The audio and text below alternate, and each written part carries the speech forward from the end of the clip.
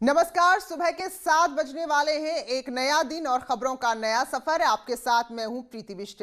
शुरुआत आज की बड़ी खबर के साथ। तो प्रधानमंत्री नरेंद्र मोदी उत्तर प्रदेश को आज बड़ी सौगात देने वाले हैं। प्रधानमंत्री आवास योजना के तहत 6 लाख से ज्यादा लाभार्थियों को उनके घर के लिए आर्थिक मदद मुहैया कराई जाएगी। प्रधानमंत्री यूपी के 5 जिलों के लोगों से वर्चुअली संवाद भी करेंगे और इस कार्यक्रम में मुख्यमंत्री योगी आदित्यनाथ भी शामिल होंगे। प्रधानमंत्री मोदी पीएम ग्रामीण आवास योजना के तहत उत्तर प्रदेश के 6 लाख से ज्यादा लाभार्थियों से संवाद करेंगे। पीएम करीब 2691 करोड़ की आर्थिक सहायता भी देंगे। वीडियो कॉन्फ्रेंसिंग के जरिए आयोजित होने वाले इस कार्यक्रम में केंद्रीय ग्रामीण विकास मंत्री नरेंद्र सिंह तोमर और उत्तर प्रदेश के मुख्यमंत्री योगी आदित्यनाथ शामिल होंगे। पीएम जिन 5 जिलों के लाभार्थियों से बात करेंगे उनमें वाराणसी, चित्रकूट, बलरामपुर, अयोध्या और बहराइच जिले शामिल हैं। प्रधानमंत्री 5,30,000 लाभार्थियों को पहली किस्त देंगे, वहीं 80,000 लाभार्थियों को दूसरी किस्त की सौगात देंगे। प्रधानमंत्री मोदी ने 2022 तक सभी के लिए पक्के मकान का वादा किया था। इस योजना को 2016 में शुरू किया गया था। अब तक पीएम ग्रामीण आवास योजना के तहत देश भर में 1 करोड़ 26 लाख लोगों के घर बनाए जा चुके हैं। इस योजना के तहत केंद्र सरकार ग्रामीण क्षेत्र के आर्थिक रूप से कमजोर वर्गों के लोगों का खुद का पक्का घर बनाने के लिए मदद देती है। इतना ही नहीं, पुराने घर के मरम्मत के लिए भी आर्थिक सहायता दी जाती है। मैदानी इलाकों में पक्का घर बनाने के लिए केंद्र सरकार 1,20,000 की आर्थिक सहायता देती है, जबकि पहाड़ी इलाकों में पक्के घर के लिए सरकार 1,30,000 की मदद करती है। पीएम चित्रकूट के रहने वाली राजकुमारी रायदास नाम की महिला से भी बात करेंगे। इसको लेकर जिला प्रशासन ने तैयारी पूरी कर ली है। पीएम चित्रकूट जिले के खोह गांव में रहने वाली राजकुमारी से राज्य और केंद्र सरकार की ओर से चलाई जा रही योजनाओं के बारे में भी संवाद करेंगे। माननीय प्रधानमंत्री जी भारत सरकार कल श्रीमती राजकुमारी पत्नी कल्लू निवासी खोह से वीडियो कॉन्फ्रेंसिंग के माध्यम से बात करेंगे और इनको कौन कौन सी शासकीय सहायताएं प्राप्त हो चुकी हैं उनके बारे में इनसे जानकारी प्राप्त करेंगे। इनके पारिवारिक जीवन के संबंध में बात करेंगे। इनके द्वारा जो भविष्य की इनकी योजनाएं हैं उनके बारे में बातचीत करेंगे। वहीं पीएम मोदी अयोध्या जिले के मसौदा ब्लॉक के मुमताज नगर गांव के प्रधानमंत्री आवास योजना लाभार्थी कुमकुम से भी वर्चुअल रूप से जुड़ेंगे। लाभार्थी महिला कुमकुम ने बताया कि ये उनके जीवन की बहुत बड़ी उपलब्धि है कि प्रधानमंत्री मोदी उनसे बातचीत करेंगे। कल हमारा कार्यक्रम है प्रधानमंत्री के साथ और बहुत खुशी महसूस हो रही है हमको कि जीवन में जो कुछ सोचा नहीं था ऐसी खुशी आई है और हमें बहुत अच्छा लग रहा है सर। वहीं बलरामपुर के लाभार्थियों से भी पीएम मोदी वर्चुअली संवाद करेंगे। एक दिन पहले डीएम श्रुति ने लाभार्थी महिला सरिता देवी से मुलाकात की। Bureau report, news 18। बीजेपी नेता दयाशंकर सिंह के परिवार पर विवादित टिप्पणी के मामले में कांग्रेस नेता नसीमुद्दीन सिद्दीकी और बीएसपी नेता रामअचल राजभर की मुश्किलें बढ़ गई हैं। दोनों नेताओं ने एमपी एमएलए कोर्ट में सरेंडर किया था तो अदालत ने दोनों को भगोड़ा घोषित किया था, कुर्की के आदेश जारी कर दिए थे। लेकिन दोनों ने जब सरेंडर कर अंतरिम जमानत की अर्जी लगाई तो अदालत ने उसे खारिज कर दिया और जेल भेज दिया। अब जमानत अर्जी पर कल फिर से सुनवाई होगी। तो विवाद क्या था वो भी आपको बताते हैं। नसीमुद्दीन सिद्दीकी ने दयाशंकर सिंह के मायावती पर दिए विवादित बयान पर पलटवार किया था, लेकिन उन्होंने स्वाति सिंह के साथ साथ पूरे परिवार को निशाना बना लिया था। दरअसल यही वो घटना थी जिसके बाद स्वाति सिंह राजनीति में चमकी हैं। तो जिस पर स्वाति सिंह ने नसीमुद्दीन सिद्दीकी और बीएसपी के खिलाफ मोर्चा खोला था। महिला सम्मान के नाम पर राजनीति के केंद्र में आ गई थी स्वाति सिंह। तब स्वाति सिंह सक्रिय राजनीति में नहीं थी, यानी कि इस विवाद से पहले। लेकिन बीजेपी ने इस मौके को खूब भुनाया और महिलाओं के सम्मान का चेहरा स्वाति सिंह को बनाकर मैदान में उतार दिया। इसके बाद योगी कैबिनेट में उन्हें मंत्री बनाया गया। इसी मामले में नसीमुद्दीन सिद्दीकी और रामअचल राजभर को जेल जाना पड़ा। इस पर 22 जुलाई 2016 को लखनऊ में मुकदमा दर्ज हुआ था। तो इसी मामले पर फिलहाल ये आगे प्रक्रिया कोर्ट में चल रही है।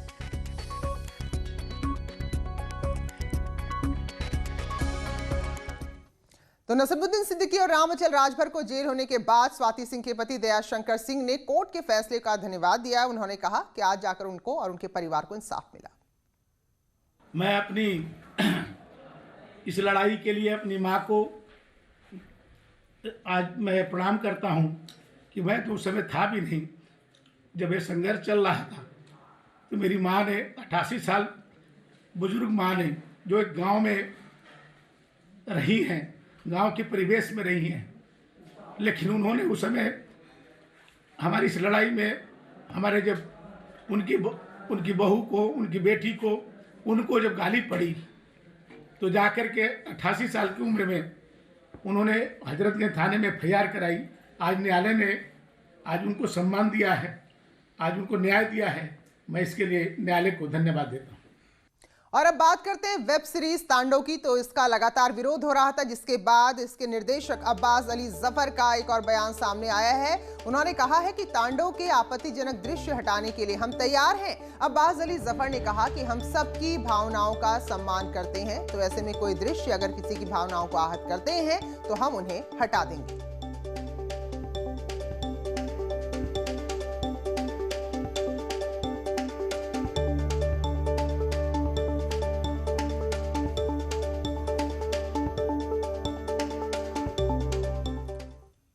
और हादसे की खबर प्रतापगढ़ से आ रही, जहां डिवाइडर से एक कार टकरा गई, जिसके बाद कार में आग लग गई और कार हाईवे में पूरी तरह से जल गई। तो बताई जा रहा है कि बाइक सवारों की टक्कर हुई थी और उसके बाद कार भागने की फिराक में थी। जो कार का ड्राइवर था वो भागने की फिराक में था, लेकिन खुद डिवाइडर से कार टकरा गई और वो कार पूरी तरह से आग के गोले में तब्दील हो गई। और इस दौरान जिस बाइक से कार टकराई थी उसमें भी 2 युवक गंभीर रूप से घायल हुए हैं, जिन्हें प्रयागराज रेफर किया गया है। तो ये तस्वीरें आप जो देख रहे हैं प्रतापगढ़ की है। दरअसल कार एक बाइक को टक्कर मारने के बाद इसका ड्राइवर वहां से बच निकलने की कोशिश कर रहा था, लेकिन स्पीड बहुत ज्यादा थी और खुद ही हादसे का शिकार हो गया।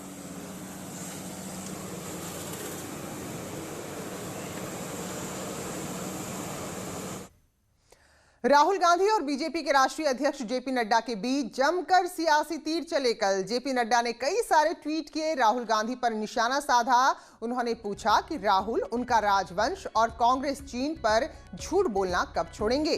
क्या इस बात का खंडन कर सकते हैं कि हजारों किलोमीटर जमीन नेहरू ने चीन को तोहफे में दे दी थी? किसान आंदोलन और कृषि कानून को लेकर नड्डा ने कांग्रेस पर किसानों को भड़काने और किसानों को गुमराह करने का आरोप लगाया। जब राहुल गांधी की बारी आई तो उन्होंने किसान आंदोलन और चीन के बहाने सरकार पर कड़े आरोप लगाए, लेकिन नड्डा के सवालों का जवाब देने से इनकार कर दिया। उन्होंने कहा कि वो मेरे प्रोफेसर हैं, जो मैं उनको जवाब दूं।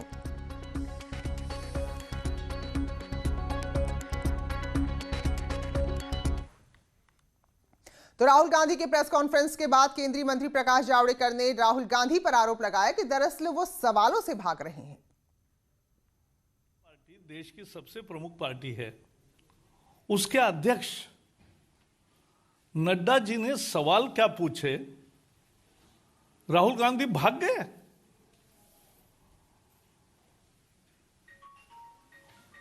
प्रश्नों का उत्तर नहीं आता तो कबूल करो असफलता। लेकिन उन्होंने खेती पर सवाल पूछे, उन्होंने चाइना पर सवाल पूछे, एक का भी जवाब देने के बजाय अपनी चिरपरिचित असभ्यता का परिचय देते हुए राहुल गांधी ने कहा, नड्डा कौन होते हैं मुझे पूछने वाले? अरे नड्डा भारतीय जनता पार्टी के अध्यक्ष है, सबसे बड़े पार्टी के अध्यक्ष है।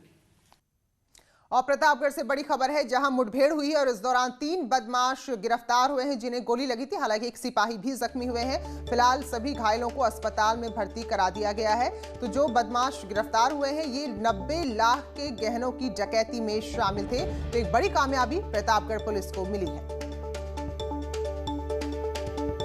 रोहित हमारे सहयोगी फोन लाइन पर है। तो रोहित, जरा बताइए, इन बदमाशों का रिकॉर्ड, कितनी बड़ी कामयाबी है? जी प्रीति, बिल्कुल प्रतापगढ़ में इन दिनों जो है अपराध जो है चरम पे था और कंटिन्यू जो है 3 जो है लूट और डकैती की जो है घटना हुई थी। तो प्रतापगढ़ पुलिस भी कहीं ना कहीं बड़ी परेशान थी, लेकिन 13 दिन बाद जो है प्रतापगढ़ पुलिस को बड़ी कामयाबी मिली है।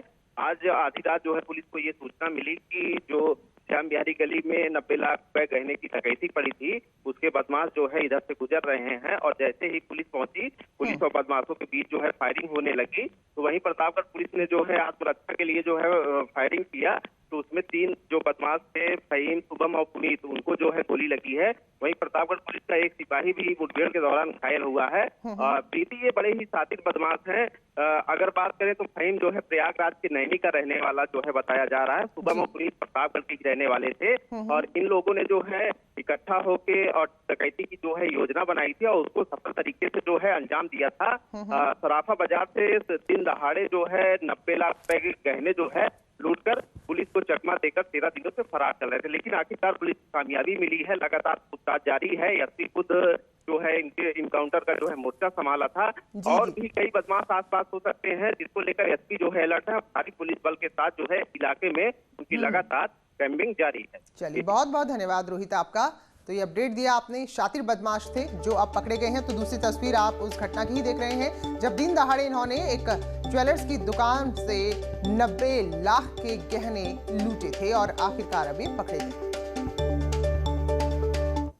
और वह एनकाउंटर नोएडा में भी हुआ जहां एक बदमाश गोली लगने से घायल हुआ और दूसरा बदमाश जो भाग गया था वहां से, उसको भी बाद में कॉम्बिंग के दौरान गिरफ्तार कर लिया गया। तो ये दोनों बदमाश भी लूट के एक मामले में वांछित चल रहे थे, यानी कि लूट के मामले में इनकी तलाश की जा रही थी। तो फिलहाल 2 बदमाश गिरफ्तार हुए हैं। घेराबंदी कर दूसरे भागने की कोशिश कर रहे बदमाश को भी पुलिस ने गिरफ्तार कर लिया। और देर शाम बड़ी खबर कल लखनऊ से आई जहां पर्वतारोही अरुणिमा सिन्हा ने ओला कैब चालक पर आरोप लगाया कि नशे में धुत कैब चालक ने उनसे अभद्रता की और बुकिंग के बावजूद कार में बिछाने से मना कर दिया। विरोध करने पर अपशब्द कहने का भी आरोप अरुणिमा ने लगाया है। तो अरुणिमा जो पर्वतारोही रही हैं और उनका कहना है कि लखनऊ एयरपोर्ट से उन्होंने कैब बुक की थी और उसके बाद उनको जाना था, लेकिन कैब ड्राइवर ने उनके साथ अभद्रता की। तो जब वीडियो वायरल हुआ है तो एक्शन भी हुआ है। ओला कंपनी ने अरुणिमा से माफी मांगी और साथ ही आरोपी ड्राइवर को भी हटा दिया है। मेरठ में बेखौफ बदमाशों ने डीन कॉलेज की महिला प्रोफेसर से सरेआम लूट की वारदात को अंजाम दिया। बाइक सवार बदमाशों ने बीच बाजार महिला का पर्स छीन लिया और फरार हो गए। घटना से गुस्साए महिला और उसके परिजनों ने वारदात के बाद खूब हंगामा किया।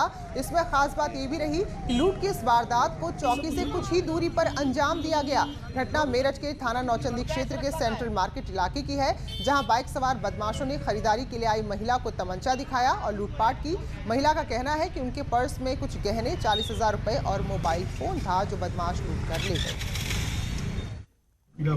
मेरी वाइफ यहाँ शॉपिंग करने के लिए आई थी। उसके पर्स में जो भी उसकी कुछ थोड़ा बहुत जो भी सामान होगा, पैसे भी होंगे, ज्वेलरी के, उसको कुछ सामान भी चेंज करना था। यहाँ पे वहाँ पे मेरी गाड़ी खड़ी है, ये पुलिस चौकी है और यहाँ फैंटम वाले घूम रहे हैं। यहाँ से 2 कदम की दूरी पे एक लूट होती है रिवॉल्वर के दम पे, है ना। उसने बाकायदा रिवॉल्वर दिखा करके लूट करी। मैं भाग करके, जैसे वो भागते भागते आए, मैं पहले पुलिस चौकी में गया। पुलिस चौकी में कोई भी वहाँ आदमी पुलिस वाला नहीं था। गोरखपुर में बीती रात मेडिकल स्टोर संचालक की गोली मारकर हत्या कर दी गई। बाइक सवार बदमाश आए थे जो हत्या कर मौके से फरार हो गए। मामला खोराबार के भैंसा गोलामार्ग का है, जहां बाइक सवार बदमाशों ने मेडिकल स्टोर संचालक राम आश्रय मौर्य उर्फ नीरज को गोलियों से छलनी कर दिया। उनकी मौत के बाद पूरे इलाके में नाराजगी भी है, गुस्सा भी है, डर भी है। तो बाइक से ये लोग घर लौट रहे थे, उस वक्त घटना को अंजाम दिया गया। फिलहाल स्वाट टीम का गठन किया गया है बदमाशों की गिरफ्तारी के लिए।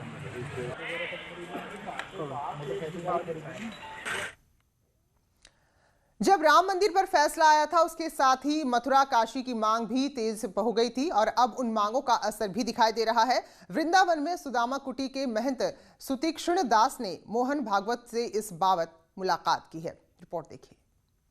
राष्ट्रीय स्वयंसेवक संघ के सरसंघचालक मोहन भागवत वृंदावन के 4 दिन के दौरे पर हैं।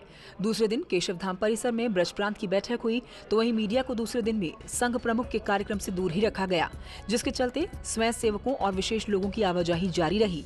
वहीं सुदामा कुटी के महंत सुदीक्षण दास महाराज ने सरसंघचालक से मुलाकात की। उन्होंने बताया कि अयोध्या में बनने जा रहे राम मंदिर की बधाई देने के साथ ही काशी विश्वनाथ एवं श्री कृष्ण जन्मभूमि मुक्ति के लिए चर्चा हुई। महंत सुदीक्षण दास ने बताया कि मोहन भागवत भरोसा दिया है कि जल्द ही कृष्ण जन्मभूमि और काशी विश्वनाथ मंदिर का निर्माण होगा। भागवत ने कहा कि संघ करने में भरोसा रखता है, कहने में नहीं। कृष्ण जन्मभूमि और काशी विश्वनाथ के ऊपर भी चर्चा हुई, तो आदरणीय मोहन भागवत ने कहा संघ काम करता है, कहता नहीं। यानी बहुत जल्द समय आएगा कि भगवान कृष्ण का मंदिर भी बनेगा, काशी विश्वनाथ भी बनेगा। बताया जा रहा है कि भागवत ने राम मंदिर निर्माण निधि समर्पण अभियान के साथ ही आत्मनिर्भर भारत अभियान को सफल बनाने का मंत्र स्वयं सेवकों को दिया।